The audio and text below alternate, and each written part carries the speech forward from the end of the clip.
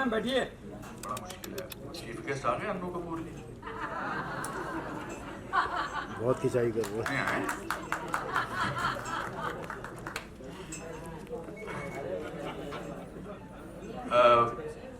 सीमा जी को मैं बहुत अच्छी तरह नहीं जानता हूँ और फिर भी बहुत अच्छी तरह जानता हूँ। अभी मैं इनको देख के मुझे लग रहा था कि इनके चेहरे का ग्राफ चेंज ही नहीं हुआ, क्योंकि आपके अंदर जो खूबसूरती है वो आपके चेहरे पर हमेशा बरकरार रही है बहुत सारे सालों से। परिवार ही कमाल का है, कपूर परिवार कमाल का है। सामने वाले को इतना छोटा मतलब अपने ज्ञान से महसूस कराते हैं। इनके हर टॉपिक पे इनको सब कुछ पता है, चाहे वो म्यूजिक हो, चाहे वो फिलॉसफी हो, चाहे वो साइंस हो। रंजीत भाई, अन्नू, आप सब लोग कितना अच्छा, कृषा कितना अच्छा आप लाइफ को जानते हैं और कितना अच्छा समझते हैं। और उसकी खासियत यह है कि आपके माता पिता और आपका, मैं ये पैम्फलेट पढ़ रहा था और कितना अच्छा आपने अपनी मौसी की लास्ट मोमेंट्स के बारे में लिखा है। आपने किताब एक फिल्म के हिसाब से लिखी है। इंसान किताब पढ़ेगा लेकिन उनको एक फिल्म नजर आएगी, और ये खूबसूरती बहुत कम लोगों में होती है, बहुत कम राइटर्स में होती है, बहुत कम इंसानों में होती है। कि जो आप महसूस करती हैं उसको इतनी अच्छे तरीके से तभी लिख सकती हैं क्योंकि आपके अंदर एक सच है, और सच को सच बनाने के लिए दो लोगों की जरूरत होती है, एक जो सच बोल सके, जो सच, दूसरा जो सच सुन सके।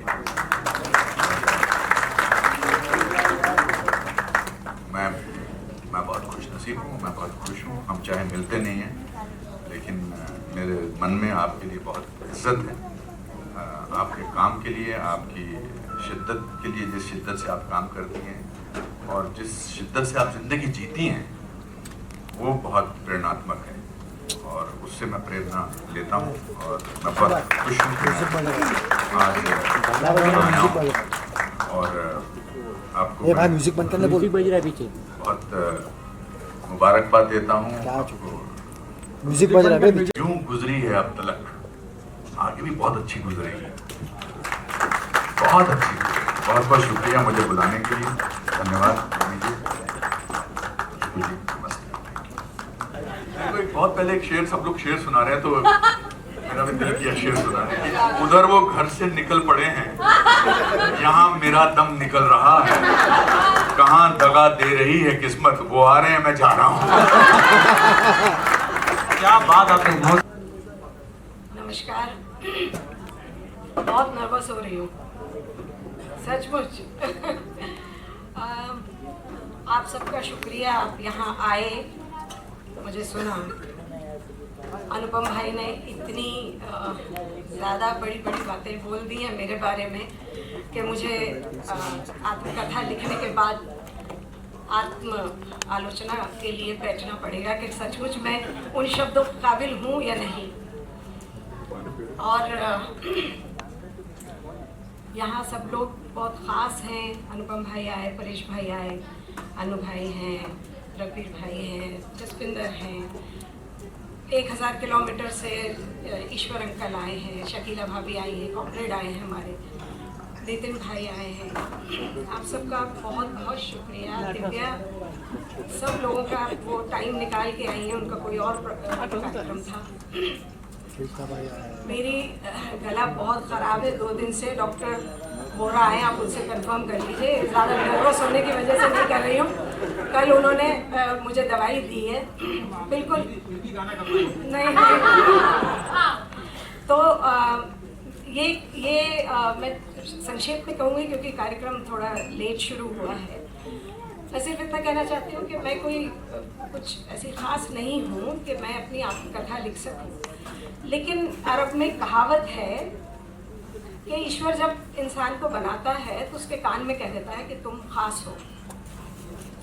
और मैं मानती हूँ कि हर व्यक्ति खास है, क्योंकि हर व्यक्ति के अंदर बुद्धत्व को प्राप्त करने की एक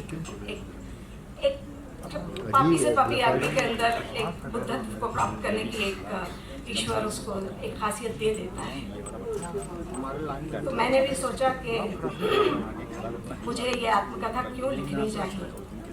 क्योंकि जिंदगी को बहुत सारे लोगों ने अलग अलग ढंग से डिस्क्राइब किया है। जैसे फिराक कहते हैं, जिंदगी क्या है इसे आज ए दोस्त सोच लें और उदास हो जाएं। वहीं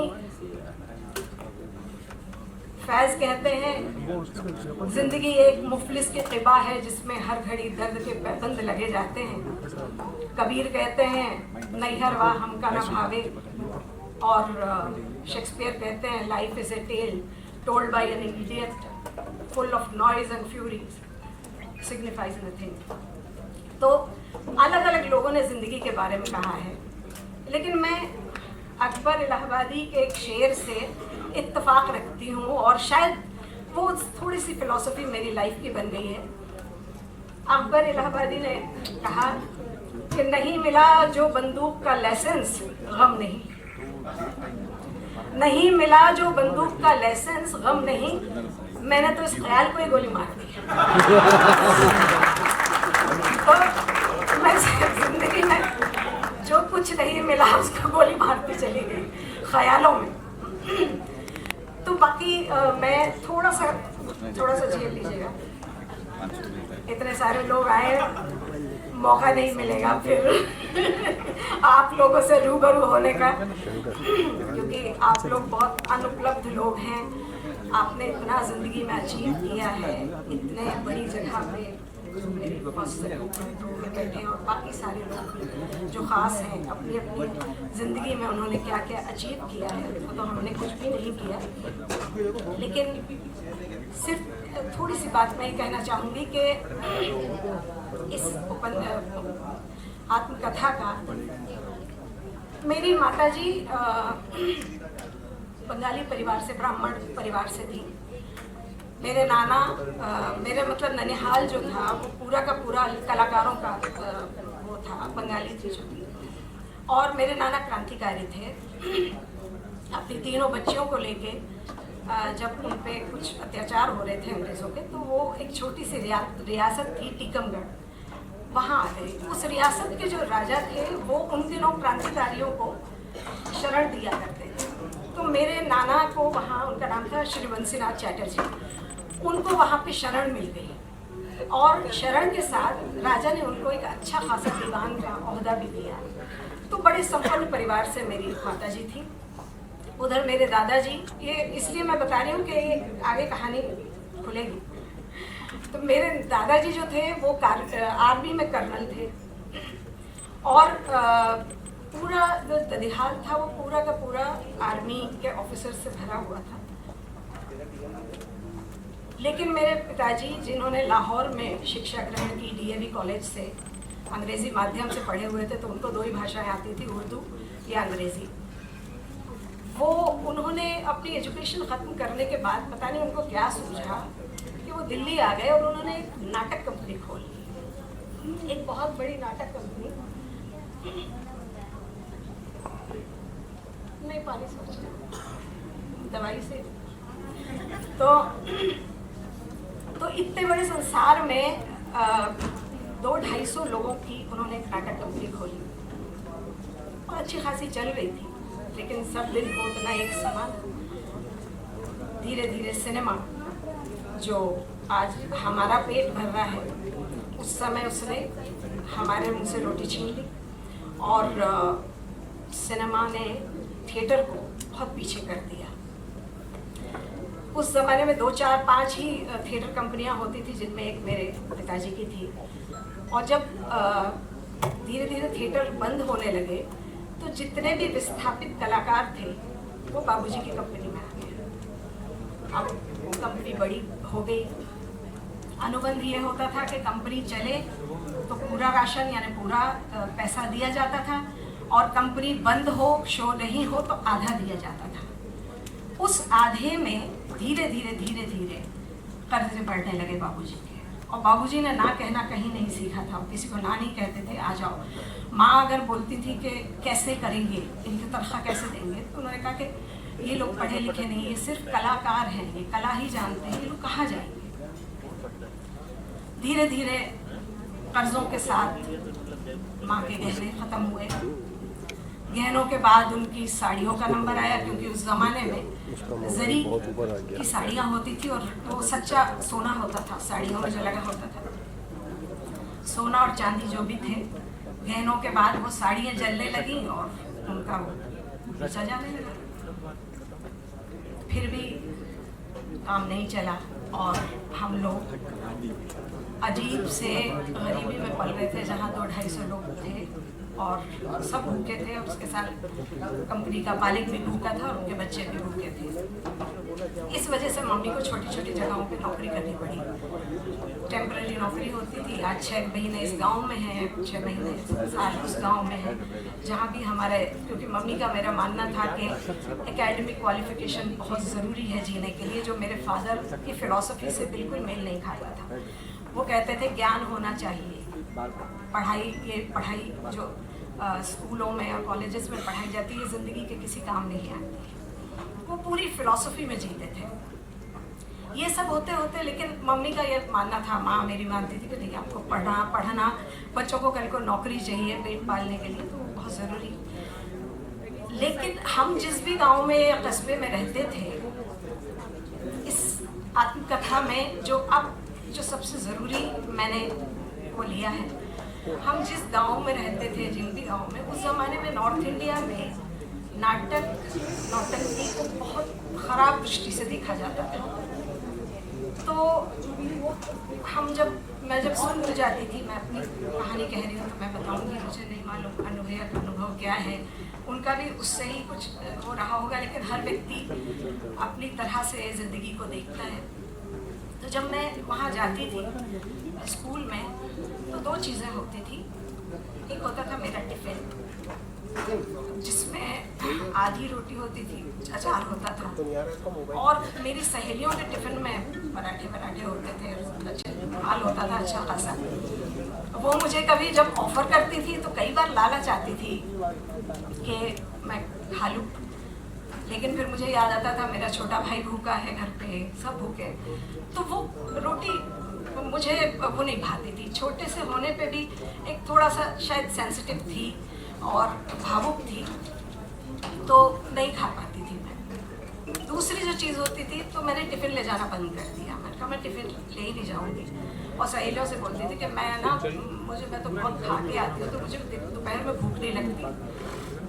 दूसरी जो चीज़ होती थी वो थी मेरी सहेलियाँ, अगर मैं उनके घर कभी चली जाती थी तो वो मुझे कहती थी तुम हमारे घर मत आओ। तो मैं कहती तुम आ जाओ हमारे घर, तो बोलते नहीं तुम भी मत, हम भी नहीं आ सकते। एक सहेली थी नसीम, वो बोली अब्बा डांटते, तुम नाटक नौटंकी की औरतें हो ना, तुम लोग अच्छी औरतें नहीं हो। अब ये जो त्रासदी है, ये शायद उतनी अन्नू भैया या रंजीत भाई या निखिल ने उतनी नहीं झेली होगी। जो सामाजिक उपेक्षा नाटक की वजह से, जो मैंने, और माँ तो मेरी जवान थी, खूबसूरत थी, बहुत विदुषी महिला थी। उन्होंने क्लासिकल सीखा हुआ था किराना घराने से, और आज मुझे कहते बिल्कुल वो नहीं होता है। किताब में मैंने लिखा है, उन्होंने को म्यूजिक डायरेक्टर वसंत देसाई ने अपनी फिल्म में 6 गाने पूरे दिए थे उनको गाने के लिए, पूरी फिल्म का गाना। लेकिन मेरी दादी ने कहा कि हम नाचने गाने वाले लोग नहीं हैं, और माँ ने कभी गाने को परस्यू नहीं किया, कभी उन्होंने, और सबसे बड़ी बात है कि उन्होंने कभी उसकी कंप्लेन भी नहीं।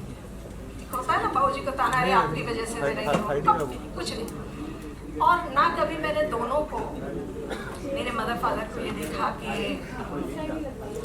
वो कभी ग्लोरियस पास्ट के बारे में बात कर रहे होंगे, अरे हमारे पास क्या था, कभी जो है वो है।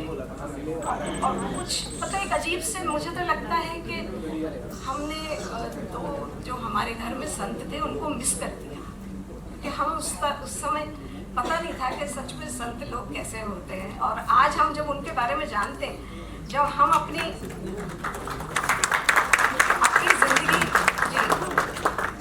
ज़िंदगी को देखते हैं कि हम में कितनी कमियां हैं, हम इन चीज़ों को, इन चुनौतियों को बहुत अच्छे से ग्रेसफुली हैंडल नहीं कर पाए, या हमने कहीं झूठ बोला, कई जगह झूठ बोला, कई जगह चालाकियाँ की, तब हमें ये होता है कि उन्होंने कितनी मुश्किलों से जिंदगी सच पे गुजारी होगी। तो इसमें वो त्रासदी है। और थिएटर कंपनी की जो महिलाएं होती थी उनकी भी है, जो इस तरह की महिलाएं होती थी वो जो समाज से तो उपेक्षित थी, लेकिन वहाँ भी जो पुरुष प्रधान समाज है, जो वो फ्यूडल मानसिकता है, वो कहीं थिएटर कंपनी में भी काम वो ही कर रही थी। तो वो कमाती थी, इसके बावजूद वो गुलाम थी। तो उनकी भी कहानी है, सिर्फ मेरी ही कहानी नहीं, मैंने जो देखा है और बालमन में जो एनालाइज किया है उसकी कहानी। मेरी जिंदगी का एक बहुत महत्वपूर्ण सफर है पुरी साहब, उनके लिए मैं तो कहने लगे बेटा गाते तो सुरीला हो लेकिन तुम्हारा तलफ़ुज़ बड़ा खराब है। तो मैंने उनसे कहा कि जी तबले पे गाऊंगा तो ठीक हो जाएगा। अब मुझे लगा कि तलफ़ुज़ तबले से कोई ताल्लुक होगा। बाबूजी मुस्कुराए और कहा कि बेटा तलफ़ुज़ का मतलब उच्चारण होता है। तो मैंने कहा वही। तो कहते क्या वही, अभी तो तुम तबला कर रहे थे। तो मैंने कहा बाबूजी किसी तरह भर्ती कर लीजिए, मैं अपना तलफ़ुज़ ठीक कर लूँगा। तो भाई साहब बाबूजी ने 2 रुपये 50 पैसे में बड़े खुश हुए। उन्होंने 2 रुपये 50 पैसे में मुझे रख लिया, तबले वाले आदमी को, और रखा।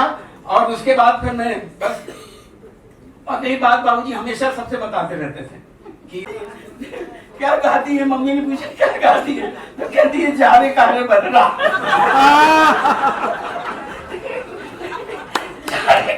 कहती है नहीं करती है तो मैं कहाँ रुकने वाला। मैंने और भी कर, अब दोनों रो के रहे, अपनी हंसी यूं पकड़ के और ये गाल दांतों में दबा के हम अधमरे हो गए सर यहाँ, और हंसी नहीं रुक रही। अब वो ये लड़की वो भी गाना ऐसे गा रही जैसे चाय पी रही हो। जा रहे कारे बदरा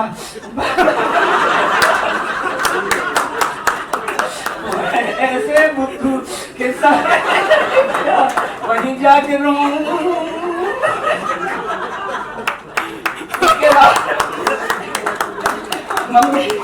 मम्मी ने आके उसमें किसी तरह हम समेट के बाहर निकले और रास्ते भर जो डांटा है हम लोगों को जाके पता नहीं बाकी थी, पिटता नहीं था। ऐसे ही इसने बहुत पिटवाया है मुझे। एक और मैं बताना चाहता हूँ प्रिया, उसने कहा अन्नू शामिल है उसमें। इन्होंने अन्नू एक गाना नया इसने सीखा। अन्नू तो एलानिया टाइटल जो है यूं गुजर गई अब तक, तो लैला मजनू में जो डायलॉग जो था उसका क्या मतलब है? 70 किलोमीटर कहाँ खत्म हो जाते थे मुझे पता भी नहीं।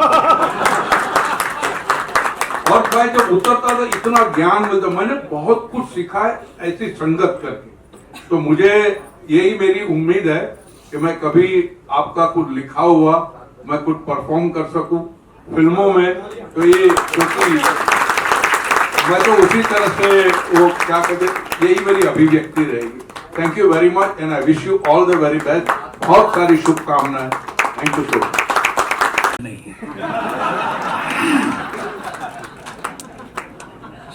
क्षमा प्रार्थी हूँ, यहाँ बहुत बड़े बड़े लोग पहले से आके बैठे थे। इस सभागार में उपस्थित हर व्यक्ति मेरे और मेरे परिवार के लिए अति विशिष्ट है, वीवीआईपी है। अगर मैं व्यक्तिगत रूप से नाम लेने जाऊंगा तो जिन सब लोगों को मैं जानता हूं, पहचानता हूं, जिनके साथ व्यवहार किया है, उनके नाम लेके जिनको जानता नहीं हूं, जिनको पहचानता नहीं हूं, मुझे लगेगा थोड़ा गड़बड़ हो जाएगी। इसलिए भारतीय लोग बहुत जुगाड़ू होते हैं, इसलिए आदरणीय महानुभाव आप सबका वंदन करता हूं, विनम्र करता हूं।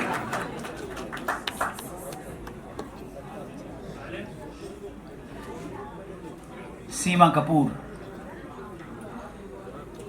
रंजीत कपूर, अन्नू कपूर और निखिल कपूर की एक बहन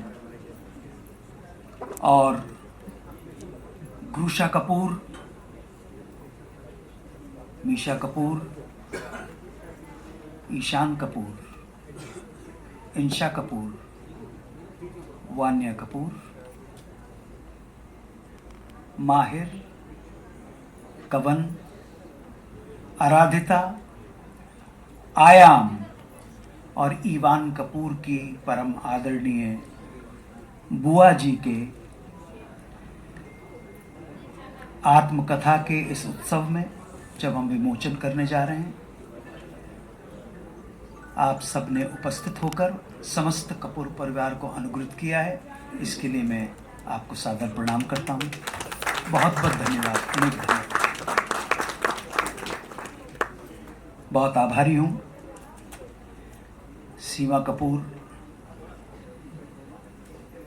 जिस परिस्थितियों से हंसते मुस्कुराते, जिन वेदनाओं से, संघर्षों से, यातनाओं से, त्रासदियों से गुजरी है, वो मेरे लिए और मेरे परिवार के लिए किसी वीरांगना से कम नहीं है।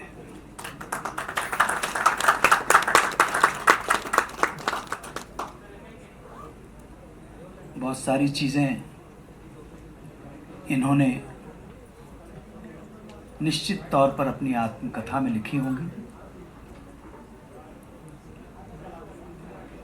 परंतु ज़माना कहता है कि सुश्री सीमा कपूर के एक भाई की याददाश्त बहुत तगड़ी है। ज़माना ये कहता है कि सीमा कपूर के एक भाई की स्मृति इतनी तगड़ी है, उसे पता नहीं किन किन नामों से बुलाता है, पुकारता है। तो हमारी परम आदरणीय बहन को भी पता नहीं होगा कि उसने कब हमारे बाबूजी और हमारी माताजी के लिए चंद लाइनें लिखी थी, जो मैं आपके साथ साझा कर रहा हूं। सीमा ने लिखा कि तुम अपने आंचल पर एक घनेरी छांव काढ़ लो, तुम अपने आंचल पर एक घनेरी छांव काढ़ लो, ताकि जब मैं मई और जून की चिलचिलाती दोपहरी में आकर बैठूं उसके नीचे, ताकि जब मैं मई और जून की चिलचिलाती दोपहरी में आकर बैठूं उसके नीचे, तो मुझे लगे थके हुए मुसाफिर का पड़ाव यहीं तक, बस यहीं तक। आदरणीय मित्रों, यहाँ आप जितने भी महानुभावों ने हमें अनुग्रहित किया है, हम सबके हृदयों में अपने माता और पिता के प्रति, अपने बड़ों के प्रति वही प्रेम, आदर, सत्कार और मान बना रहे, इसी की प्रार्थना है। मेरी बहन ने लिखा है, अब यूं गुजरी है अब तलक जिंदगी, यूं भी गुजर जाती ही जिंदगी, यूं भी गुजर ही जाती, क्यों तेरा राह गुजर याद आया। जिंदगी यूं भी गुजर ही जाती, क्यों तेरा राह गुजर याद आया। फिर मुझे दीदाए तर याद आया, दिल जिगर तशनए फरियाद आया, और मैंने मजनू पे लड़कपन में असद, मैंने मजनू पे लड़कपन में असद संग उठाया थकसर याद आया।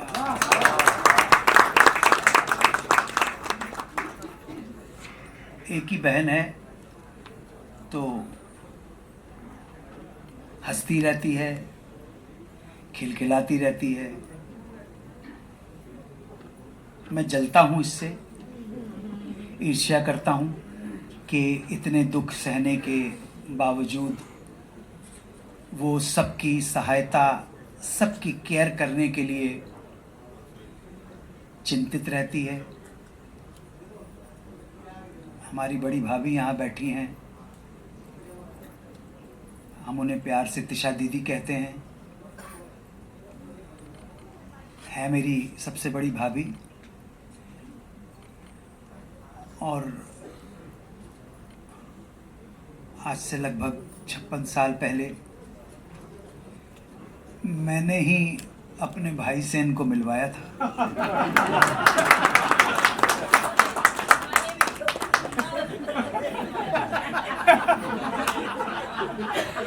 हमारे बड़े भाई बोनी साहब भी थोड़े से ही बड़े हैं, वो बैठे हैं, और उनसे भी बड़े भाई यहाँ पर अपनी उपस्थिति से मुझे धन्य कर रहे हैं। माननीय श्री अनिल चौधरी साहब, जो उन लोगों में से हैं जिन्होंने, मेरी तो कोई हस्ती नहीं है, मेरी तो कोई औकात ही नहीं है, सच बोलूं, न शक्ल है, न सूरत है, न कोई पर्सनालिटी है। अगले जन्म में अगर कोई है तो मैं यही कहूँगा, नो टैलेंट ओनली ब्यूटी। लेकिन ऐसे व्यक्ति को जिसकी चाह है कि नो टैलेंट ओनली ब्यूटी को भी, जब वो कॉमेडियन का रोल किया करता था, उस व्यक्ति को भी कबीर का रोल दे डाला। ऐसी गलती कर डाली इन्होंने। सामने श्री बोनी कपूर बैठे हैं, जिनकी वजह से मुझे मुंबई शहर में एक अपना सेपरेट एक कमरा मिल पाया। 5000 रुपये का चेक दिया। आज भी वही प्यार है, वही स्नेह है। मैं उतना सौभाग्यशाली तो नहीं हूँ जितना मेरी बहन है। सबको लड़ने ही पड़े अपने अपने युद्ध, सबको लड़ने ही पड़े अपने अपने युद्ध, चाहे राजा राम हो चाहे गौतम बुद्ध। सो हमने सबने, आप सब, हम सब अपने अपने युद्ध लड़ रहे हैं, कोई कम नहीं है। ये जीवन ही संघर्ष है, जीवन संघर्ष है, फियर्स बैटल है। So you have to be emotionally, physically and mentally strong to fight this battle. Although, nevertheless, in the end you will lose this battle. आप जीत नहीं पाएंगे। इसलिए एक फिल्मी गाना मजरू सुल्तानपुरी का गाया वो बहुत सार्थक लगता है। बड़ी बड़ी जब बातें करते हैं कि राही मनवा दुख की चिंता क्यों सताती है, दुख तो अपना साथी है। सुनिएगा, राही मनवा दुख की चिंता क्यों सताती है, दुख तो अपना साथी है। सुख है एक छांव ढलती, आती है जाती है, सुख दुख तो अपना साथी है। ये दुखों का जो कच्चा छिट्टा है, वो मेरी बहन ने लिखा, यूं गुजरी है अब तलक। कैसे लिखोगे मोहब्बत की किताब, आप करने लगे पल पल का हिसाब। कैसे लिखोगे मोहब्बत की किताब।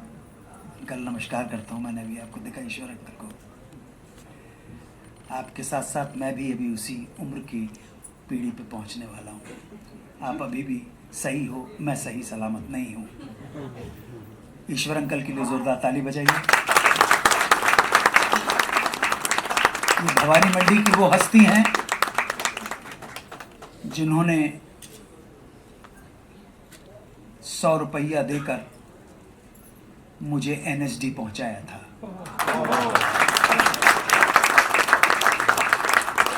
और दुनिया के किसी हॉस्टल के मेस में खाना बड़ा स्वादिष्ट नहीं बनता है, परंतु अंकल आते थे अपने साथियों के साथ और 50 रुपये मुझे दे के जाते थे और मुझे शंकर मार्केट के ग्लोरी ढाबा में पहुंचाते थे। तो बड़ा अच्छा लगता था। मैं हो सकता है उससे 1000 गुना ज़्यादा पैसे वापस लौटा सकता हूँ, लेकिन क्षमा प्रार्थी हूँ, वो समय वापस नहीं लौटा सकता। इसलिए आप हमेशा आपका कर्जदार रहूँगा। ईश्वर अंकल का कर्जदार रहूँगा, अनिल भाई साहब का कर्जदार रहूँगा, बोनी भाई साहब का कर्जदार रहूँगा। वो कर्ज कभी चुका नहीं सकता। मैं माफ़ करना, मैं कुछ चीज़ों में, बहुत सारी चीज़ों के अंदर आदमी सक्षम नहीं होता है। तो मेरी बहन ने ये जो अपने संघर्षों का हंसते हंसते लेखा जोखा जो किया है, ये उसके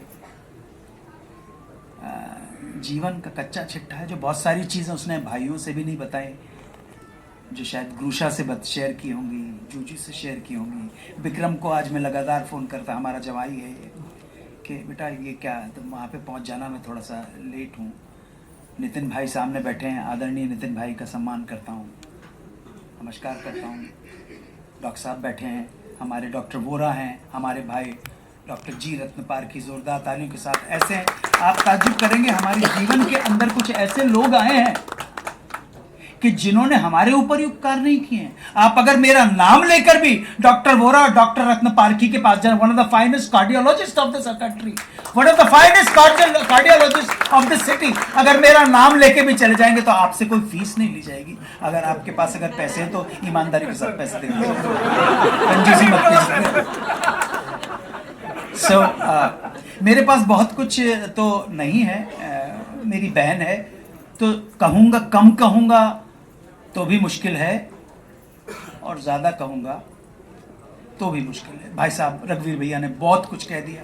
भैया बहुत आभारी हूँ कि आप जिस मुकाम पे पहुँचे हैं, आपने अपने करीब प्रोफेशनल करियर में आपने यश और कीर्ति पाने के बाद हमारे परिवार को याद रखा, और प्रेम और अनुकंपा आपने बनाए रखी, हमारी बहन को अपनी बहन समझा।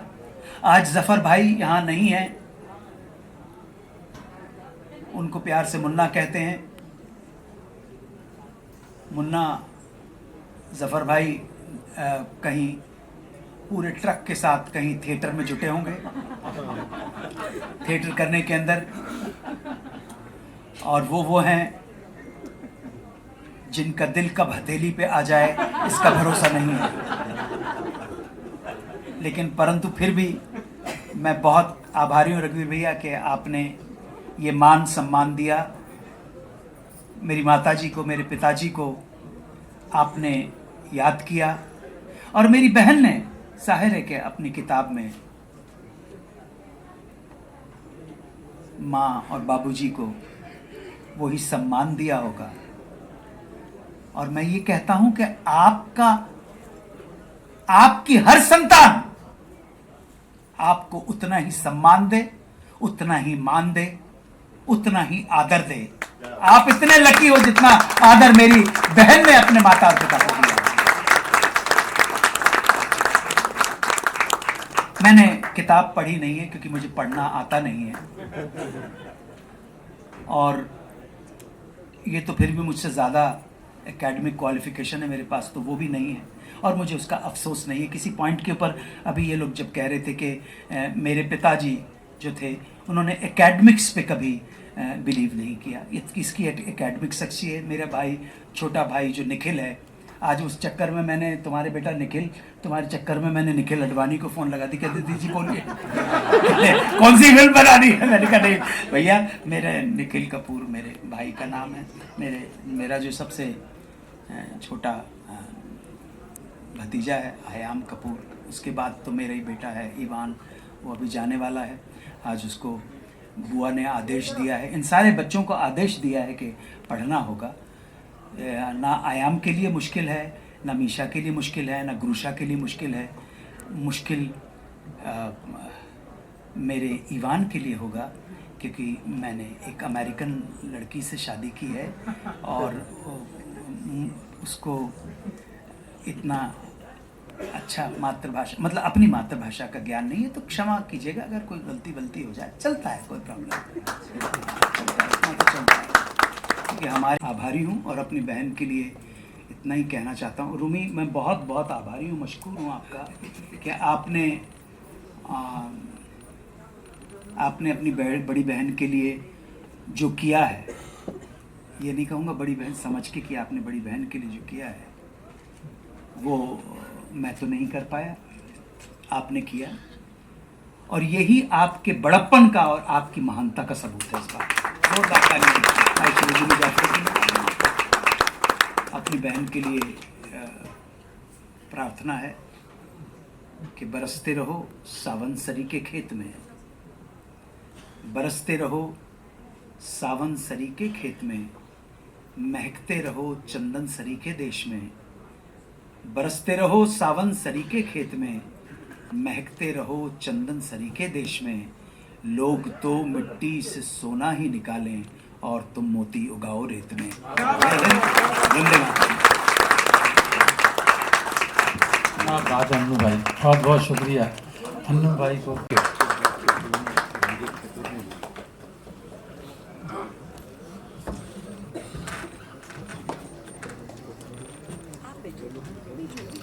आप सबको नमस्कार, सीमा जी को बधाई। अभी इतने लोगों ने इतनी अच्छी अच्छी बातें की, इतने अच्छे किस्से सुनाए, मैं कुछ अंदर से जल सड़ रहा था कि मेरे पास ये किस्से क्यों नहीं है, मैं इतने देर के बाद क्यों सीमा जी को मिला। पर जब भी मिला मुझे ऐसा लगता है मेरी खुशकिस्मती है कि मैं इनसे मिला। मेरी बेटी जानवी को एक्टर बनना था, तो मेरी पत्नी को ऐसा लगता था उनका तबला ठीक नहीं, मतलब तलफ्फुज़ ठीक नहीं है। तो उनको तबला सिखाना बजाना कौन सिखाएगा, मतलब हिंदी सही बोलना कौन सिखाएगा। तो खैर मैं इनको उस वक्त जानता नहीं था। मैंने रोमी भाई से फ़ोन किया और मैंने कहा कुछ तबले का बंदोबस्त करो। तो रोमी जी ने कहा सीमा जी हैं, वो रंजीत और अन्नू की बहन है। मुझे इनका उस वक्त पता नहीं था कि भाई एक और भाई एग्जिस्ट करता है।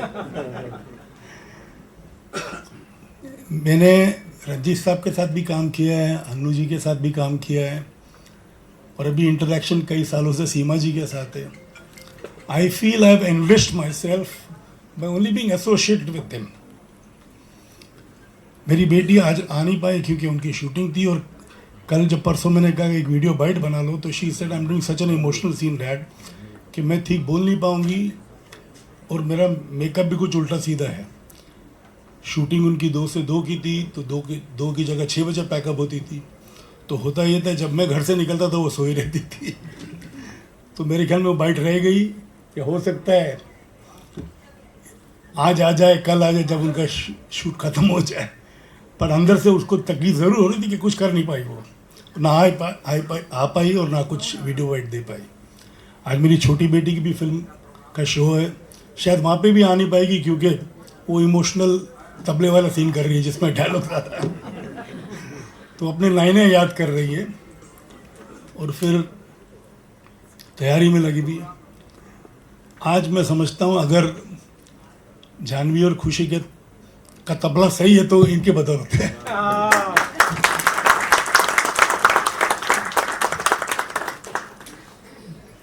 अन्नू जी ने मेरे बारे में कुछ कहा और मुझे इस चीज़ का एहसास पहले भी नहीं था। एक दो बार पहले भी ये मुझे सुना चुके हैं। मुझे एहसास कभी नहीं था कि मैंने कुछ किया है इनके लिए। मुझे तो ये पता था एक टैलेंटेड एक्टर है। एक हमने प्ले देखा था पृथ्वी में, एक रुका हुआ फैसला। उसके बाद जावेद साहब ने कहा कि पूरे जो 12 कलाकार थे उनमें से अन्नू जी भी एक थे। एम आई राइट अन्नू जी? तीशा जी को मैं रंजीत के साथ ही मिला था। जी हाँ, जी हाँ। रंजीत साहब ने जैसे तबला बजाना सीमा जी ने को जानवी को सिखाया, वैसे रंजीत साहब ने पंजाबी एक्सेंट में तबला बजाना अनिल को सिखाया। क्योंकि वो 7 दिन में वो प्रेम प्रताप पटियाला वाला का रोल कर रहे थे। गुलजार साहब ने सीन लिखे थे तो गुलजार साहब ने भी रिकॉर्ड करके दिया था, पर प्रैक्टिस करने के लिए और उसमें भी कुछ चीज़ें इम्प्रोवाइज़ करने के लिए, क्योंकि फर्स्ट हाफ में, खैर मैं उस डिटेल में नहीं जाऊंगा। मेरा मतलब ये है कि रंजीत साहब का भी हमारे फैमिली में बहुत ज़्यादा योगदान है। तबला बजाना उन्होंने भी सिखाया मेरे भाई को, और सीमा जी ने मेरे दोनों बेटियों को। मैं समझता हूँ Arjun has lost out on these gems of this family किस्से सुन के, राजपाल जी के, परेश के, रूमी के, अन्नू जी के किस्से सुन के अब तक जलन महसूस कर रहा हूँ कि मैं काश बहुत पहले से इनको जानता। मैं आज इनके मुकाबले में इतना कुछ बोल नहीं पाता हूँ क्योंकि उस सफ़र से मैं नहीं गुजरा हूँ, बट कई सालों से मैं नज़दीक से इनको मिला हूँ और जब भी मिला हूँ तो मुझे ऐसा लगता कोई अपना है और दिल कभी भर जाता है इनको इनकी बातें सुन के। But she's someone I adore, someone I respect. Thank you.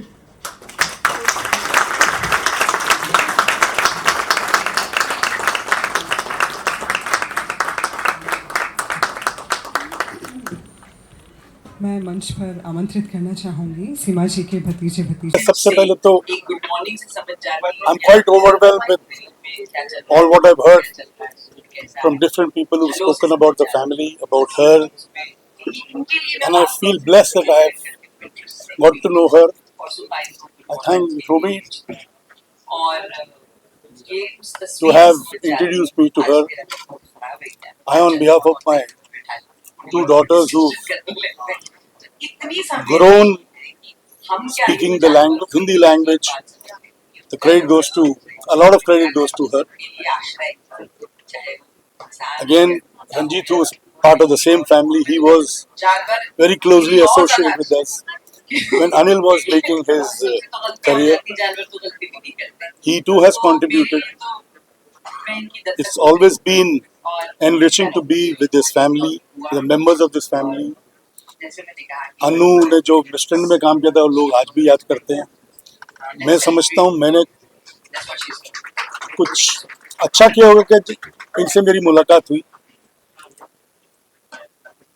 और मैं समझता हूँ कि ये ताल्लुकात आगे बढ़ते रहें तो और ज़्यादा मैं सीख पाऊँगा इनसे। सीखना कोई एकेडमिकली सीखना नहीं होता, जो तजुर्बे होते हैं लोगों के, वो भी गुणी लोगों के, उनसे आदमी ज़्यादा सीखता है। तो कुछ मैं सीखा हूँ, कुछ मेरे बच्चे सीखे हैं और ये ताल्लुकात बढ़ते रहें ताकि मैं और कुछ सीख पाऊँ। इससे ज़्यादा मैं क्या बोलूँ। मैं शुक्रगुजार हूँ ऊपर वाले का कि मैंने इन लोगों से मिला, इनके परिवार से बहुत कुछ सीखा। आज इन्होंने अपनी बुक लॉन्च की है, उसके लिए बधाई हो। और मेरे तरफ से गुड विशेस है इनको और इनकी तमाम फैमिली को। इनकी जर्नी बहुत कमाल की रही है और आगे चल के भी मेरे अलावा वो लोगों को ये एनरिच करेंगे। Thank you. थोड़ी दूर तक ठीक है।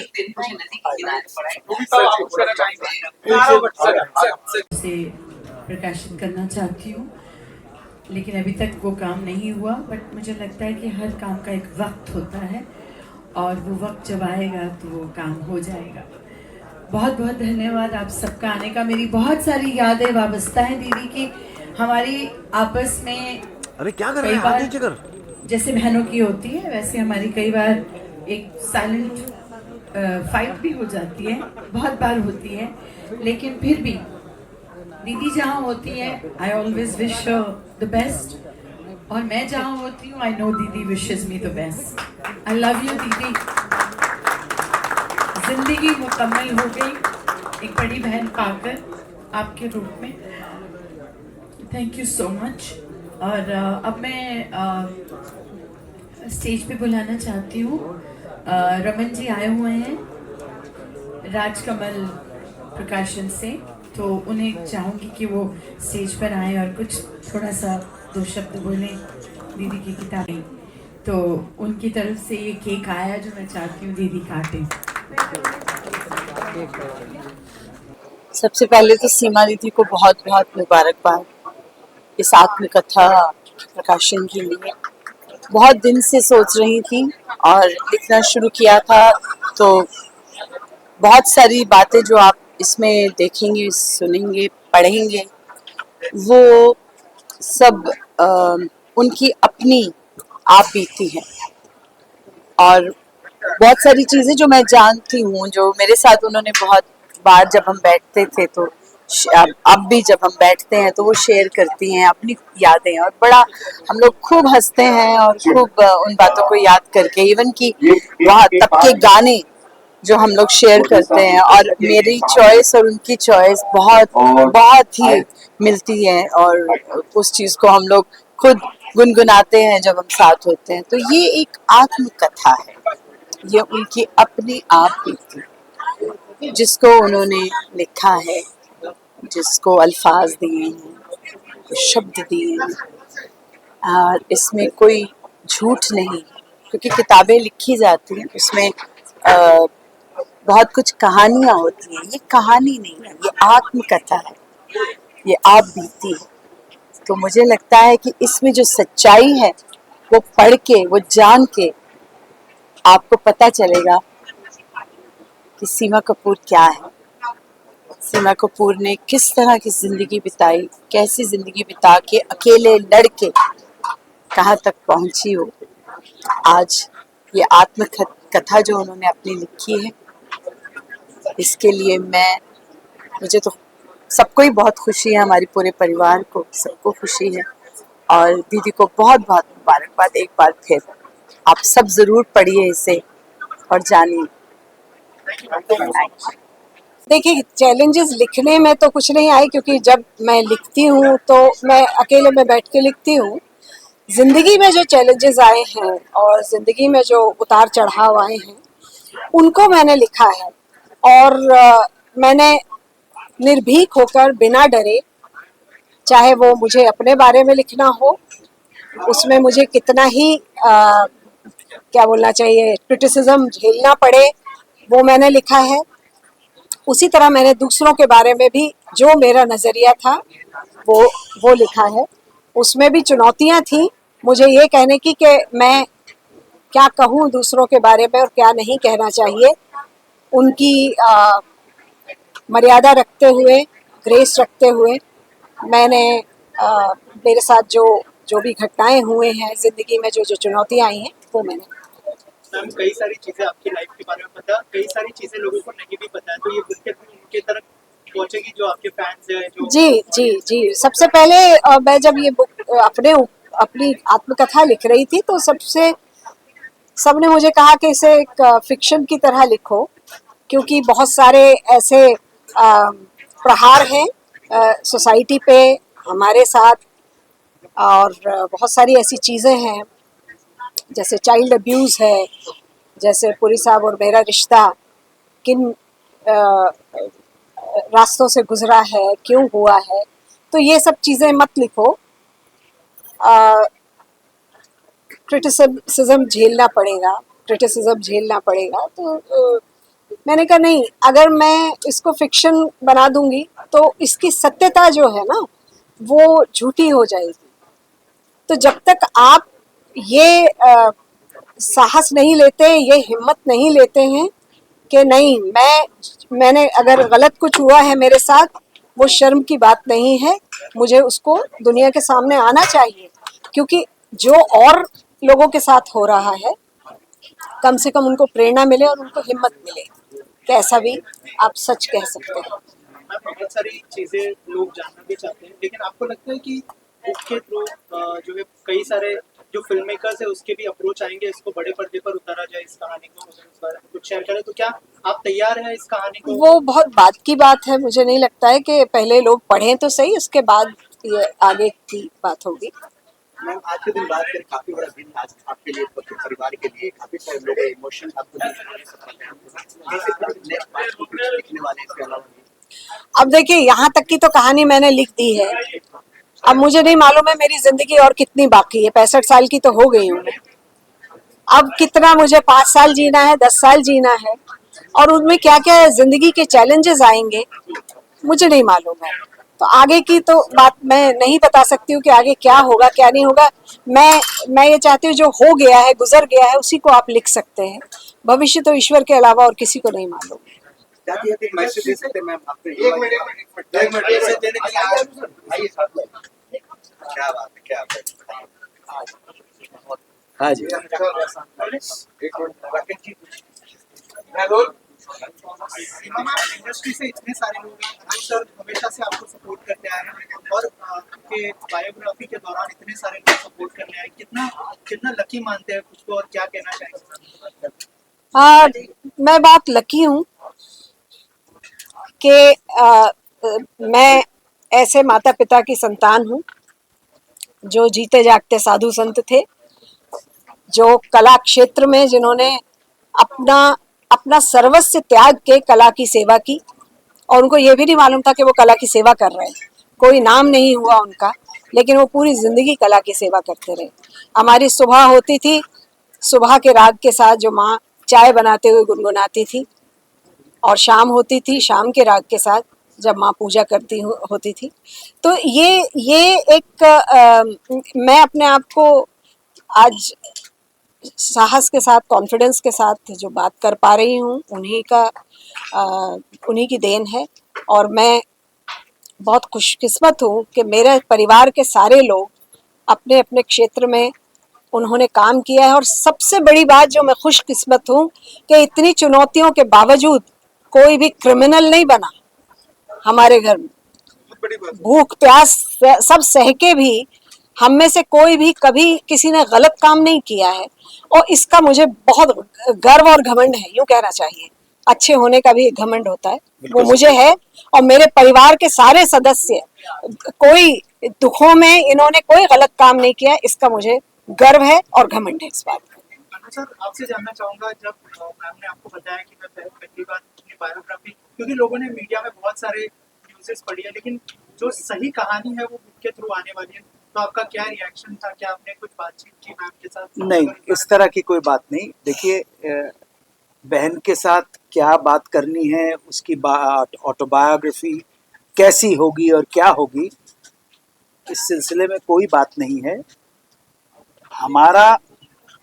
हमारी बहन के लिए जो सपोर्ट है वो अनकंडीशनल, उसमें उसकी बायोग्राफी, उसके स्टारडम का, उसके बड़े प्रोड्यूसर होने का, उसके बड़े डायरेक्टर होने का, उसके बड़ी कलाकार होने का कोई मतलब नहीं है। वो हमारी बहन है, और एक भाई को अपनी बहन के लिए जो करना है वो उसका धर्म होता है, समझे आप? वो हमें अनकंडीशनल है। तो ये नहीं भैया। हाँ जी। रघुवीर सर, आप क्या कहना चाहेंगे? आपने जो है कुछ कहानियां जो कि बहुत नॉस्टैल्जिक भी महसूस किया होगा, आपने अगर कुछ शेयर करें कि क्या कहना चाहेंगे सर इस बुक के बारे में? क्या शुभकामनाएं होंगी आपके लिए? शुभकामनाएं तो है सारी, जो है तहे दिल से। मैं तो क्या कहूँ, मैं तो गुड्डो के सीमा बोल ही नहीं पाता, मैं आज तक नहीं बोल पाया मैं।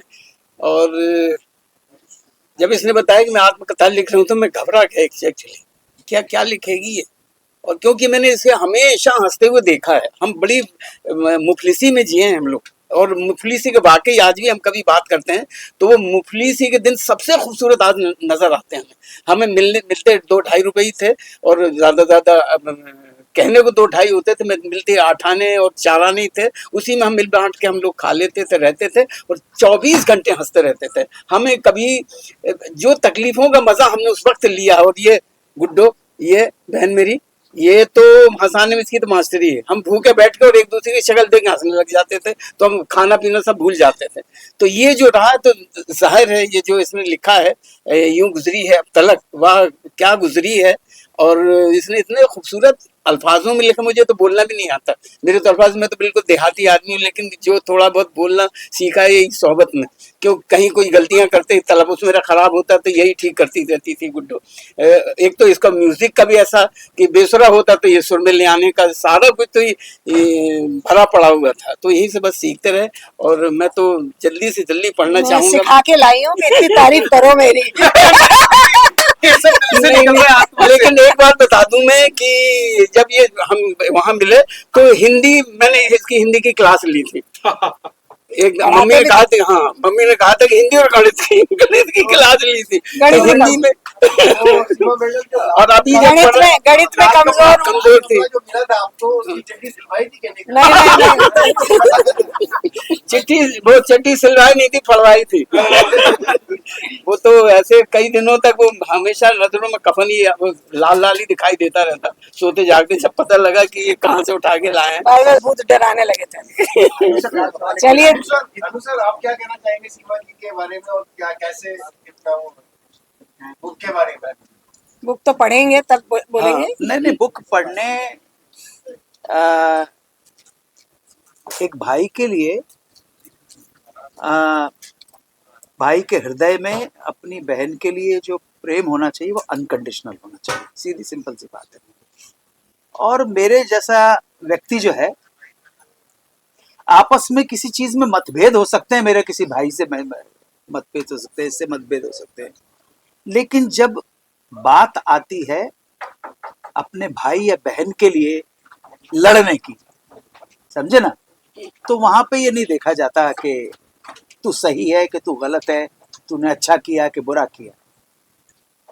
सो जब ये मुझ जैसे व्यक्ति से पूछना कि आप उनकी बुक के बारे में क्या कहेंगे, मुझे बुक से कोई मतलब नहीं है, मुझे केवल मतलब हमेशा से मेरी बहन से रहा है। वो सुखी रहे, वो खुश रहे, आबाद रहे, मुंबई रहे या हैदराबाद रहे।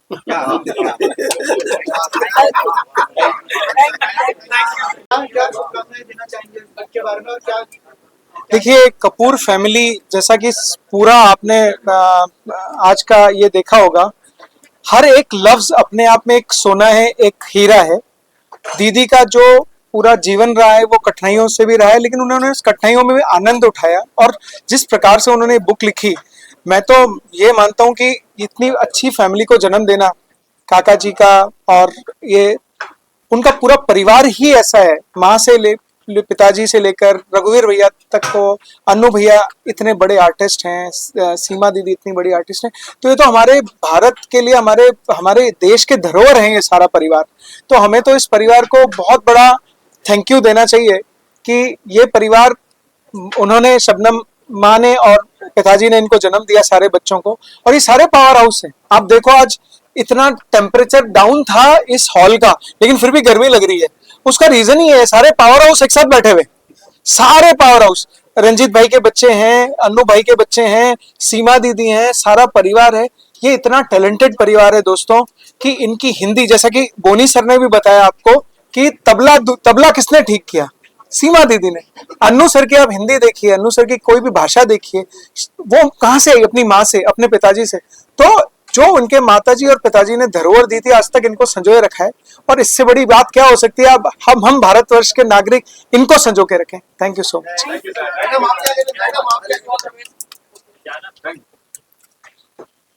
जो सीमा जी ने जो किताब लिखी है, अपनी आत्मकथा लिखना बहुत मुश्किल होता है। जो अपना मुश्किल वक्त जो गुजरा हुआ है वो एक किताब में लिख के, मतलब एक पेपर पे लिख के बयां करना बहुत मुश्किल होता है।